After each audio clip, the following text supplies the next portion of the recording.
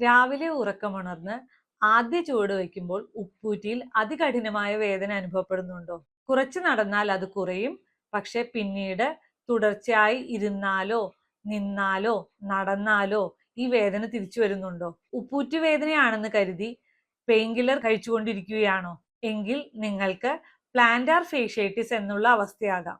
Plantar fasciitis എന്താണ്, അതെങ്ങനെ തിരിച്ചറിയാം? പറഞ്ഞു തരാം. പാദത്തിനടിയിൽ കുതികാൽ തുടങ്ങി വിരലുകൾ വരെ നീളുന്ന ഒരു കട്ടിയുള്ള ശക്തിയേറിയ ഒരു പാട പോലുള്ള ഭാഗമാണ് പ്ലാന്റാർ ഫേഷ്യ. ഈ പ്ലാന്റാർ ഫേഷ്യയ്ക്ക് ഉണ്ടാകുന്ന ചെറിയതായ പരിക്കുകളും വീക്കങ്ങളുമാണ് പ്ലാന്റാർ ഫേഷ്യേറ്റിസ്. ഇത് മുതിർന്നവരിൽ പ്രധാനമായ ഉപ്പൂറ്റുവേദനയുടെ ഒരു കാരണമാണ്. ഇതിന്റെ പ്രധാന ലക്ഷണം രാവിലെ ഉറക്കമുണർന്ന് ആദ്യ ചുവടുകൾ വയ്ക്കുമ്പോൾ ഉപ്പൂറ്റിയിൽ ഉണ്ടാകുന്ന അതികഠിനമായ വേദനയാണ്. പക്ഷേ ഏതാനും ചുവടുകൾ നടന്നു കഴിഞ്ഞാൽ ഇത് കുറയുന്നതായി അനുഭവപ്പെടാം. പക്ഷേ അതിനുശേഷം തുടർച്ചയായി നിൽക്കുന്നതിനാലോ ഇരിക്കുന്നതിനാലോ നടക്കുന്നതിനാലോ അല്ലെങ്കിൽ പടികൾ കയറുന്നതിനാലോ ഈ വേദന പൂർവാധികം ശക്തിയോടെ പ്രത്യക്ഷപ്പെടാം.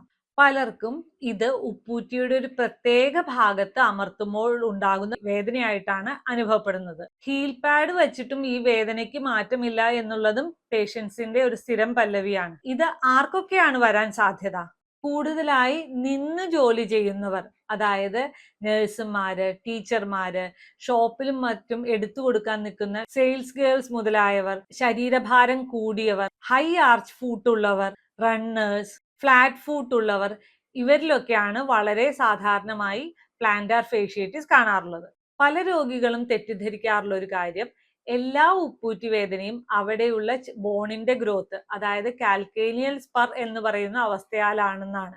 പക്ഷെ പലരിലും എക്സ്റേയിൽ ഹീൽ സ്പർ ഉണ്ടെങ്കിൽ പോലും അവരുടെ ഉപ്പൂറ്റി വേദനയുടെ യഥാർത്ഥ കാരണം പലപ്പോഴും പ്ലാന്റാർ ഫേഷ്യേറ്റിസ് ആവാറുണ്ട്.